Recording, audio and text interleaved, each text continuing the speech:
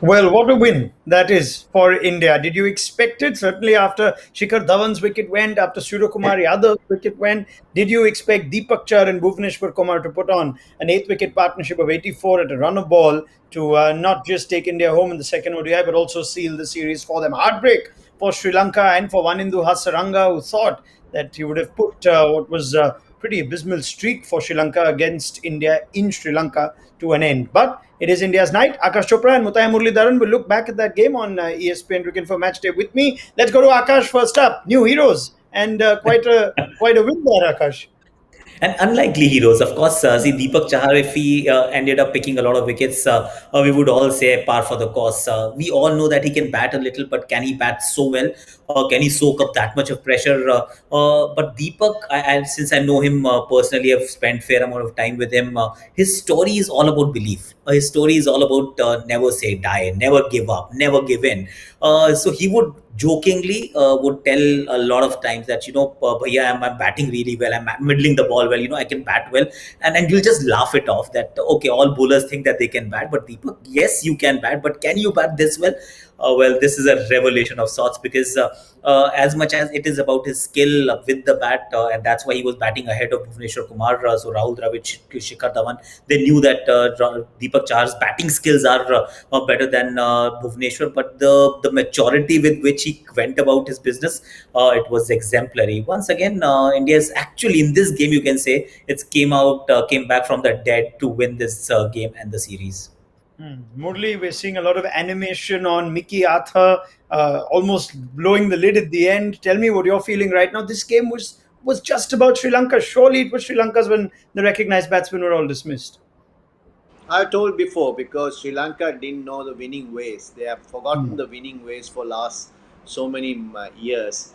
So it's a tough for them because they have not how to win a match. So that makes me very hard for this match as well, because I told you before the lunch, if Sri Lanka takes 3 wickets in the first 10 overs and 15 overs, India is going to struggle. But actually India struggled.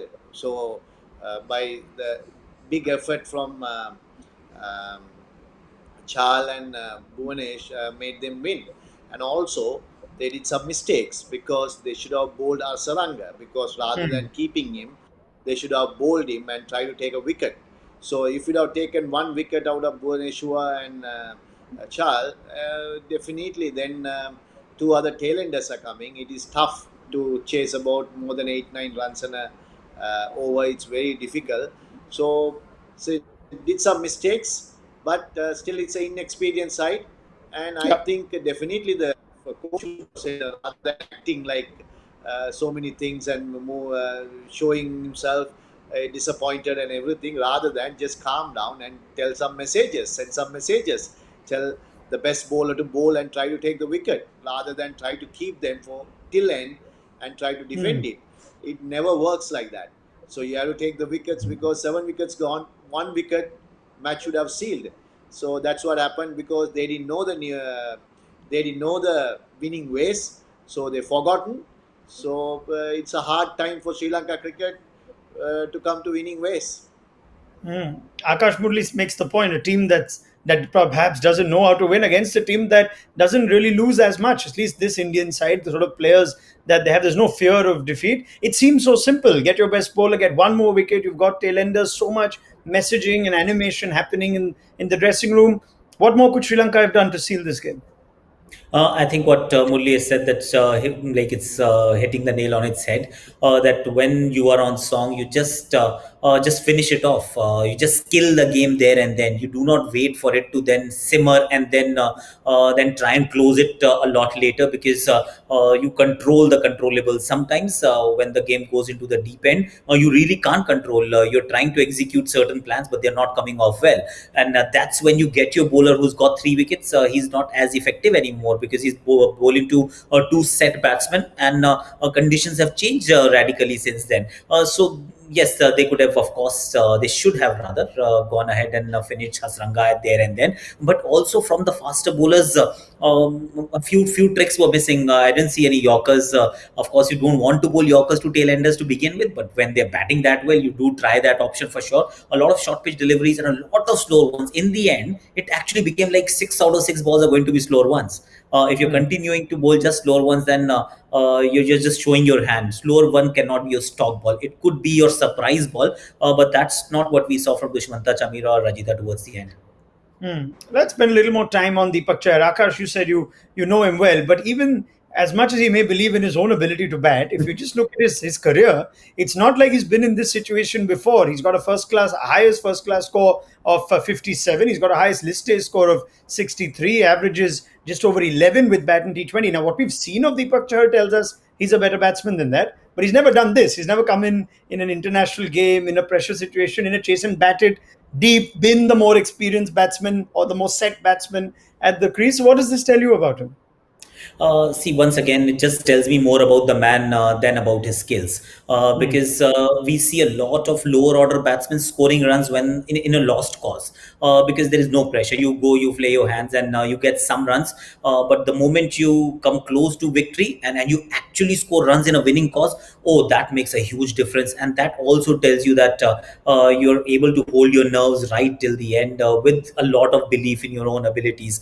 See, he's never short on belief. That's what I can tell you for sure. Even like 6 years ago, when I was playing, or rather earlier than that, when I was playing Ranji Trophy with him, he was all belief that I can do this. But you can do this, and you're capable of doing that.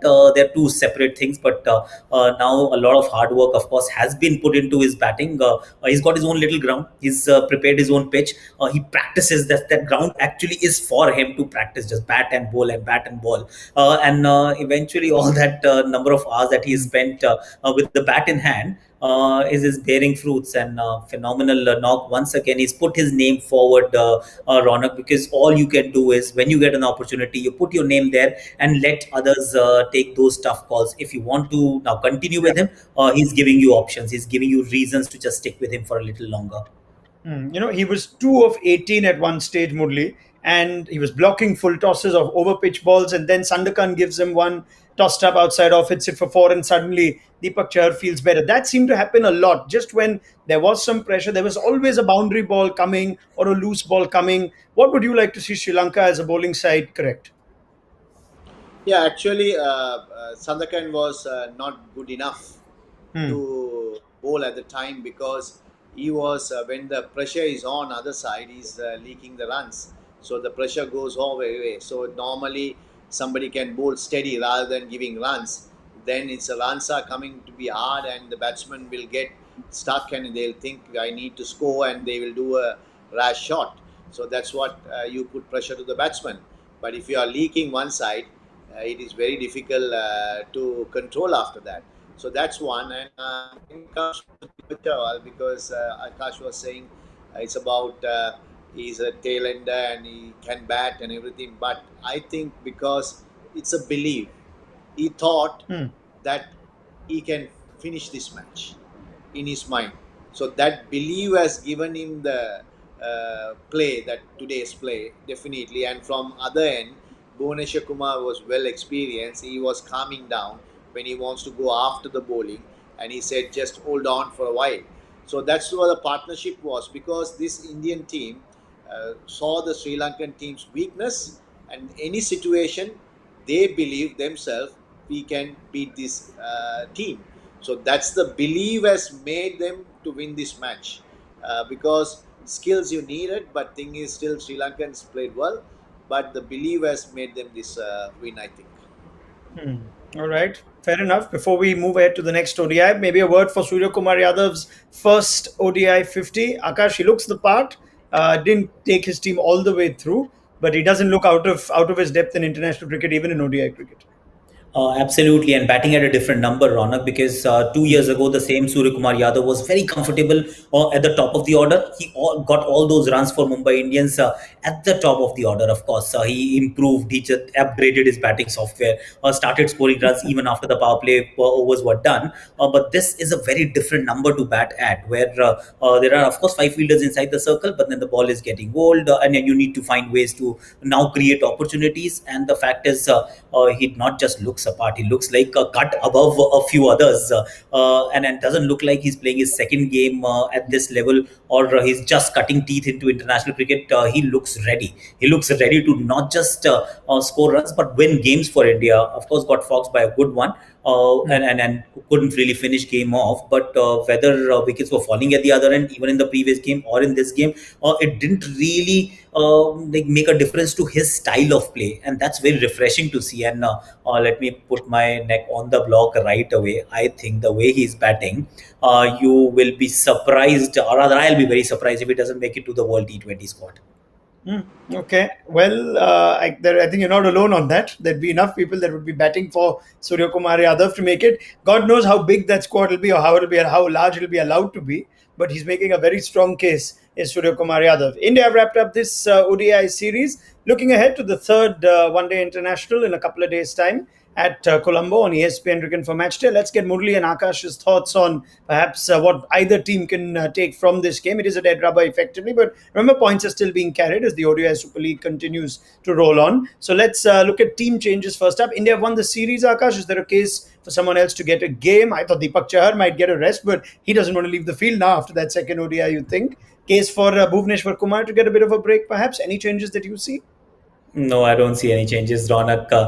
This is the last international series that you're playing before the World Cup. After this, these all these guys are going to be just going into their IPL camps, and no competitive cricket till the IPL. So there's a good 1.5 month break before you actually hit the ground. So why take a break? Unless, of course, there is a niggle that we are not privy to. And one game, just one more game. For example, if you were to give, say, Navdeep Saini or Chetan Sakaria one game, will that make a difference to their outlook, or will they learn something and they become better players by just playing one game a dead rubber? I don't think so. So, in my opinion, you stick with the guys, you give them one more opportunity, and it's a great opportunity once again for people like Prithvi Shaw, Ishan Kishan, once again Surya Kumar Yadav, because you got runs in first game, you got dismissed in the second game. In case of Prithvi and Ishan, get another opportunity. Go ahead and do something that you thought you missed out on in the first two games. Same could be the case with the bowlers. Even Bhuvneshwar Kumar hasn't played cricket for a while, so now when he's the vice captain, he's bowling, and then mind you, his pace is down about 10 k's. So unless he's again nursing a niggle or something, he would want to be on the park, because no matter how much practice you actually go through in the net sessions and in the gym sessions, there's nothing like match practice, and this is the best that you can get international cricket. So no changes for me. All right, Murli, Sri Lanka have shown improvement from match one to match two. Is it a case of sticking with the same players and hoping for more improvement in this, or would you like to make one or two changes? You've already mentioned that someone like Sandakan doesn't look like he's quite at the top of his game. Yeah, I would bring another spinner rather than Sandakan, because he doesn't look like supporting role is not doing properly, because he would have cost this match a little bit, because giving when wickets are going on one side and it was leaked it. But it's harsh thing to say, but that is the way it is. Maybe they might have a change on one. Other than that, they can keep everyone, because I think Banuka is injured, looks like it, because he went limp and went out.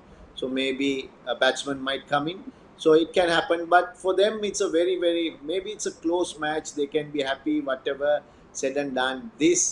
Has gotten this will be hurting them, Yeah. because this match should have been won by Sri Lanka, because whatever said, because halfway through India is gone, because 100 and about 30 for 6 or something, and you have to score another 140 runs, almost half of the score you have to score, and they have to take only 4 wickets down. So it was heartbreaking for Sri Lanka, because of they couldn't beat. Sometimes this can't digest sometimes, because when we're going to win a match, it looks like that. So um, they will try hard. I think we have to keep persevering. We have to look forward for 2023 World Cup's points, because otherwise we'll be playing qualifiers and trying to stick to that.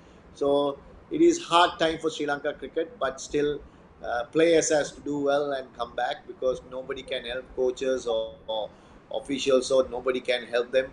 They have to find the answers and come and play and win the matches for the country.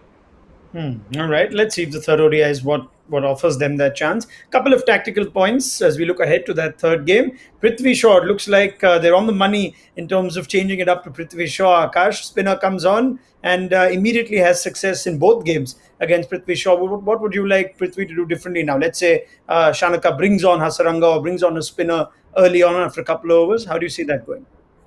Which will happen now, because this is how international cricket is. You give them a glimpse and it just spreads like wildfire. It will not just stop here. Wherever Prithvi now goes from here, unless he addresses it, he'll find spinners coming onto him quite quickly. Same thing happens when you're struggling against the short ball. You struggle once, and then everybody else starts bowling bouncers as well. But see, with Prithvi, he's not a walking wicket against spin.